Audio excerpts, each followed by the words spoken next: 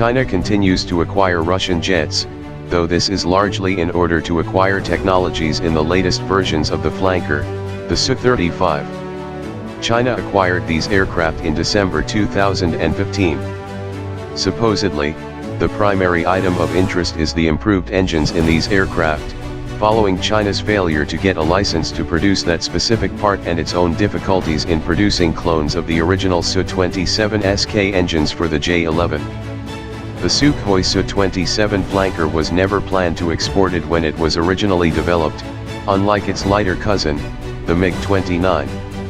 However, ever since being approved for export, it has been one of the most popular fighter exports in the Asian region. The first customer for the Su-27 was China, which secured a procurement deal while the Soviet Union still existed. But how did Beijing accomplish this?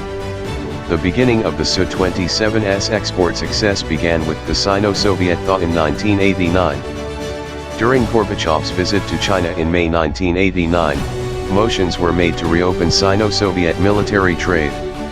This was followed by an interview published in a magazine in September 1989 that stated that there would be no political obstacle to China acquiring MiG-29 fighter aircraft. In May 1990, a Chinese delegation visited the Soviet Union to discuss the acquisition of advanced aircraft.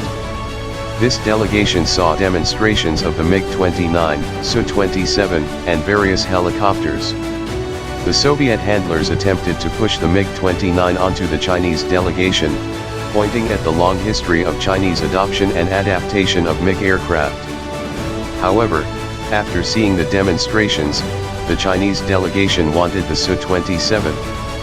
Reasons cited were the larger combat radius of the Su-27, the advanced fly-by-wire system, compared to the MiG-29's simple hydraulic controls, and the superior performance of the engines in the Su-27 in both raw power and operational life.